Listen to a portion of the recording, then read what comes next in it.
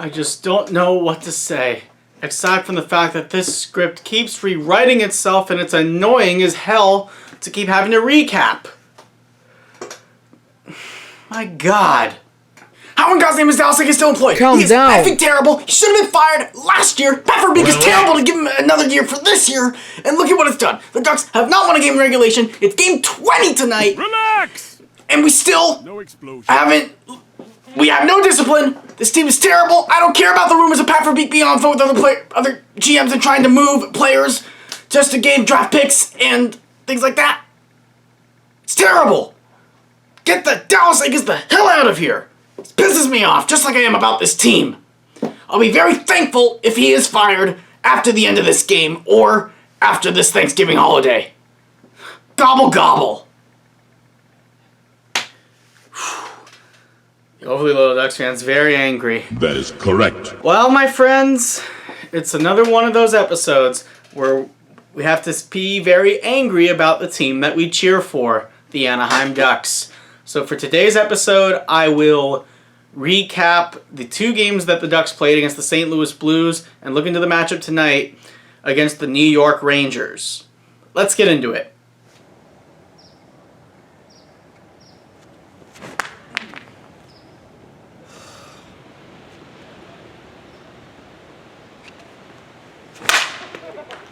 There you go.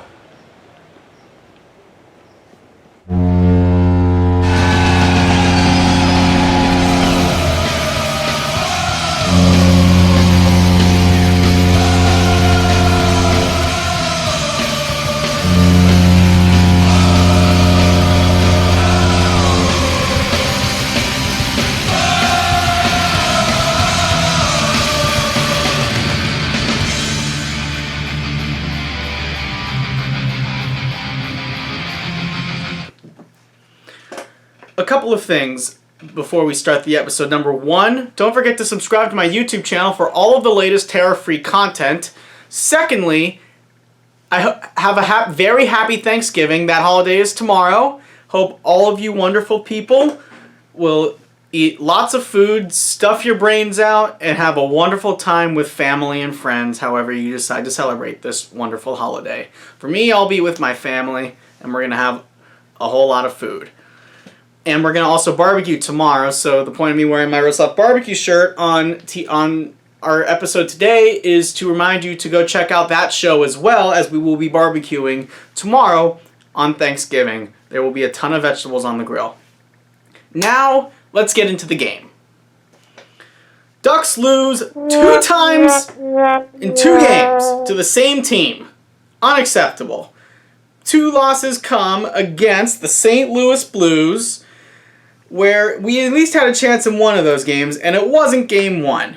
In game 1, it was all Blues in this one, my friends. It started off actually with a vintage moment that somehow didn't lead to a goal. How about Adam Henrique doing a delay of game penalty 12 seconds into the contest? Bruh. He's lucky that didn't burn us at that particular moment. However, a guy who's been struggling to score goals this season did burn us a lot in this series. Noel Acciari. He would score on a tip-in because, again, what is defense? 1-0 Blues, assisted to Justin Falk and Braden Shen, 10th each. Later in the period, Pavel Buchnevich, who has a great shot, gets an assist from the very smooth Robert Thomas, also his 10th. Buchnevich strikes again in the second period to make it 3-0, assisted to Thomas and to Jordan Kyrou. Braden Shen follows up, but Cam Fowler somehow, a defenseman on this Anaheim Ducks team, scores a goal, and oh, hello, it's on the power play. This actually is surprising.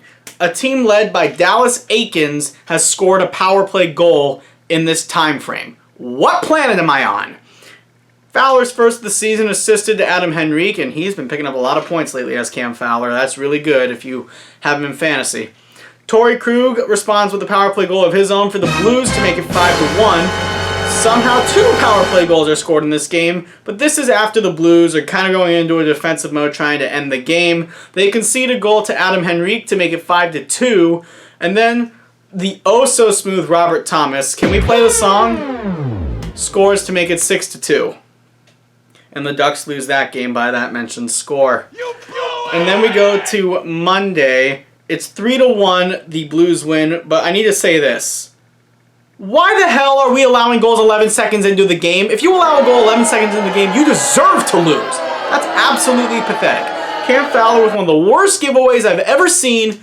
Gives it away to Noah Chari. They're practicing social distancing from him. I guess that's clearly what Dallas Eakins likes to do with his team. Reminder that he did have COVID last year. Noah Chari gets a goal all alone against the Swiss cheese known as John Gibson to make it 1-0 for the Blues in the second game. At the end of the first period, Cam Fowler redeems himself with a wrist shot goal assisted to Isaac Lundestrom. Wish he'd pick up the scoring a little bit. He's not off to the greatest start this year. And we go all the way to the third period. The Ducks put on a more sound defensive game, but it was once again Dmitry Kulikov. Again. Why, Dmitry, do you have to burn us again? Tripping on Ivan Barbashev leads to Justin Falcon with a goal from the circles, and it's 2-1 Blues. Ducks try to come back to tie the game. Binnington says no a couple times, and then they get the empty netter, and the Ducks lose 3-1. And it's just so agonizing to watch this team play. When you get to the third period, if it's a close game or the Ducks are leading, write this in your scripts. Ducks will blow the lead in some various fashion. Write that down. Ducks will blow the lead in some various fashion, and it can be from third period collapse, like the game we talked about against Minnesota a couple episodes ago. It could be giving up a goal in the last minute of play, or within the last couple of minutes, like the Blackhawks game and the Jets game. Or it could be taking a stupid penalty, like Dmitry Kulikov did for this one. Ugh. So pathetic. How do you expect this team to win a game? I mean, seriously, is it even worth watching anymore? Nope. I mean, please watch my QUACKAST if you want to hear the ramblings of a stupid YouTuber, or you just would rather watch for my barbecue show. Alright, let's talk about the New York Rangers game. The Rangers are having a much better year than we are. Correct. They won last night in Los Angeles against the Kings, 5-3, putting up a 3-goal outburst in the third period. Always loved it. 2-goal outburst, sorry. Love seeing the Kings lose, though. That's awesome. And they've lost 3 in a row. But nobody cares about the LA Kings. We only care about the Ducks on this channel. Yep. So, with the Rangers winning, and this is on back-to-backs, the Ducks are on a day of rest. I don't know if that's going to really matter, though. Because the Rangers played their number 1 goalie in the last game, Igor Shesterkin, we are going to see the backup goalie, who we have had some success against. His name is Yaroslav Halak. Halak has only played in a limited number of games this year, specifically 5. And he has not won any of those games. Halak is 0-4-1. But do you really think that we're going to beat this guy despite the fact we've had good numbers against him and he's 0-4-1? Nope. I don't think so. Especially with the way this team is coached and the fact that our power play genuinely hurts us. For the players to watch, I will start with the New York Rangers. Adam Fox has been red hot as of late in his last 5 games, with 5 assists, 7 points, and a +5 rating. He is one of the top defensemen in the NHL, and he's in the running once again for the Norris Trophy. Through 20 games, he's got 23 points, 6 goals, and 17 assists. That's very good. Keep your eye on Adam Fox, number 23. Chris Kreider played a big role in last night's win versus the Kings. He's got 9 goals and 8 assists for 17 points this season. Kreider had a career year last year in goal scoring. He had 52 of them, which is double his goal amount from pretty much every single season he's played except for 18-19 when he scored 28. So keep your eye on this big goal scoring forward wearing number 20. He is a left winger. Expect him to be on the top line. Among with other players for the Rangers, let's also keep an eye on Mika Zibanejad, who I talked about when we last played the Rangers. He leads the team in goals this year with 10. And other stats for Zibanejad include 12 assists on the season for 22 points in 20 games played. So that's over a point per game.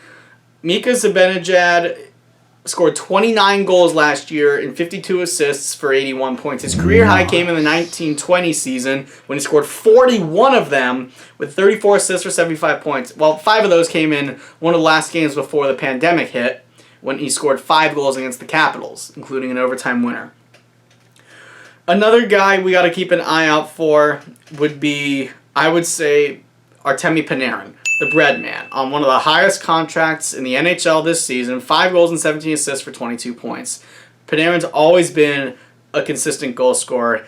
With the exception of the COVID-shortened season, he has put up at least 20 goals in every single season. That's very impressive, if you ask me. So keep your eye on Artemi, wearing number 10. And let's also keep an eye on one more guy, Vincent Trocheck.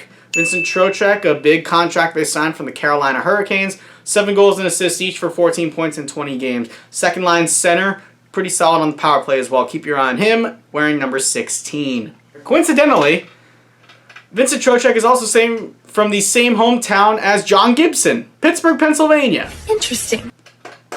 And for the Ducks players, we will start with Trevor Zegras, 8 goals and assists each for 16 points, which is very good.